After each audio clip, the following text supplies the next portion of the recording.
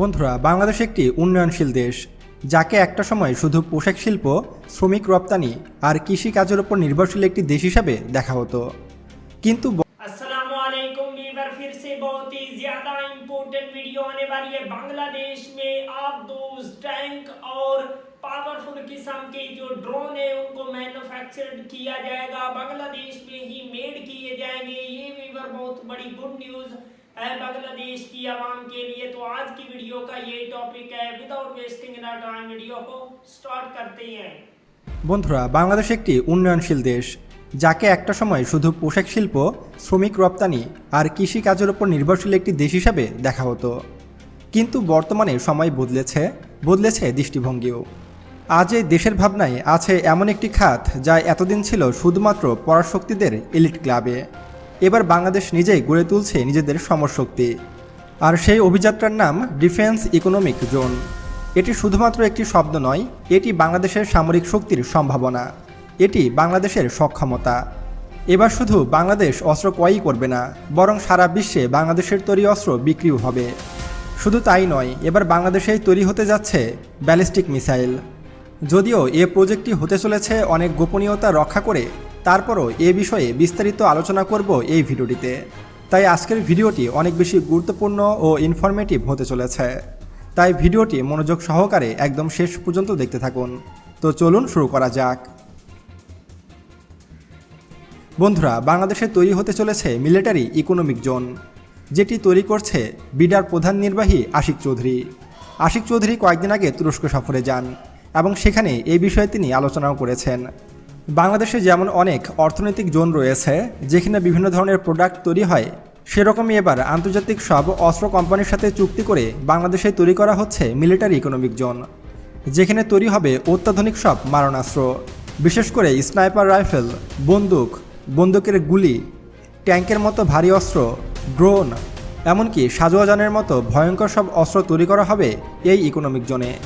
বাংলাদেশের কোন স্থানে এই মিলিটারি ইকোনমিক জোন গড়ে তোলা হবে সে সম্পর্কে এখনও বিস্তারিত কোনো তথ্য দেওয়া হয়নি, তবে এর পিছনে বড় একটি কারণ রয়েছে। আপনারা হয়তো জানেন যে মিলিটারি ইকোনমিক জোন অন্যান্য শিল্প কলকারখানার মতো নয়, এটিকে সবসময় গোপনীয়ভাবে রাখা হয় এবং মিলিটারি ইকোনমিক জোনকে সবসময় এমনভাবে তৈরি করা হয় যেন সেখানে বহিঃশত্রু আক্রমণ করতে না পারে। বাংলাদেশি অনেক বিশেষজ্ঞরা ইতিমধ্যে দাবি করছে এই মিলিটারি ইকোনমিক জোন যেন মাটির ভূগর্ভে তৈরি করা হয়, অর্থাৎ হামাস হিজবুল্লাহরা যেরকম মাটির নিচে বাংকার খুঁড়ে সেখানে মিলিটারি ইকোনমিক জোন তৈরি করেছে, ঠিক সেরকমভাবেই বাংলাদেশেরও উচিত হবে মাটির নিচে বাংকারে এই ধরনের অস্ত্রশস্ত্র তৈরি করা। কারণ আমাদের প্রতিবেশী দুই শত্রু দেশ ভারত ও মিয়ানমার, তারা চাইলেই কিন্তু বিমান হামলা করে এই ধরনের ইকোনমিক জোন ধ্বংস করে দিতে পারে, ফলে সেখানে অস্ত্রশস্ত্র উৎপাদন থমকে যাবে। আর এই কারণে অনেক বিশেষজ্ঞরা মনে করছেন বাংলাদেশের এই মিলিটারি ইকোনমিক জোনটি যদি মাটির নিচে করা হয়, অর্থাৎ ভূগর্ভে, তাহলে সেটি বেশি সুরক্ষিত হবে এবং এই মিলিটারি ইকোনমিক জোনের চারপাশে সবসময় মিলিটারি পাহারা দিতে হবে, অর্থাৎ এই মিলিটারি ইকোনমিক জোনের সুরক্ষা দেওয়ার দায়িত্ব বাংলাদেশ সেনাবাহিনীকে যেন দেওয়া হয়, সে সম্পর্কেও আলোচনা করা হয়েছে। ইতিমধ্যেই বাংলাদেশের মিলিটারি ইকোনমিক জোন তৈরিতে এগিয়ে আসতে যাচ্ছে তুরস্ক, চীন ও কাতার। আপনারা ইতিমধ্যে হয়তো জেনেছেন যে বাংলাদেশে যে মিলিটারি ইকোনমিক জোনটি তৈরি করা হচ্ছে, সেখানে যে দেশটির অবস্থান সবচেয়ে শক্ত সেই দেশটি হলো তুরস্ক ইতিমধ্যে ঘোষণা দিয়েছে যে তারা বাংলাদেশে বিভিন্ন ধরনের অস্ত্রশস্ত্র উৎপাদন করবে।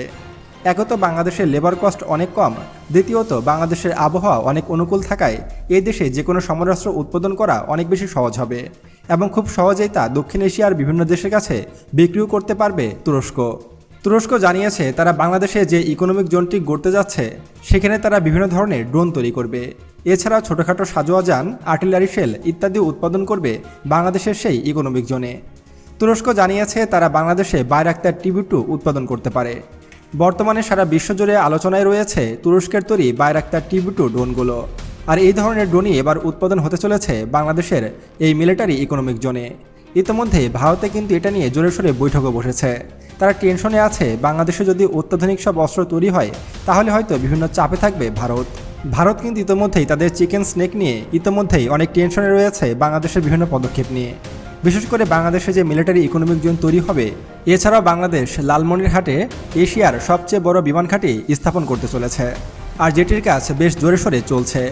লালমনিরহাট এয়ারবেস তৈরির দায়িত্ব দেওয়া হয়েছে চীনকে।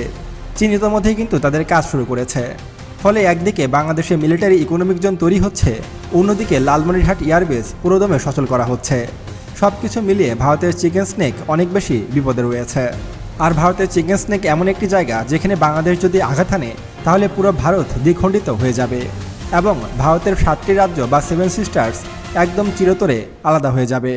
আর এই কারণেই এটাকে সবথেকে বেশি ভয় পাচ্ছে ভারত।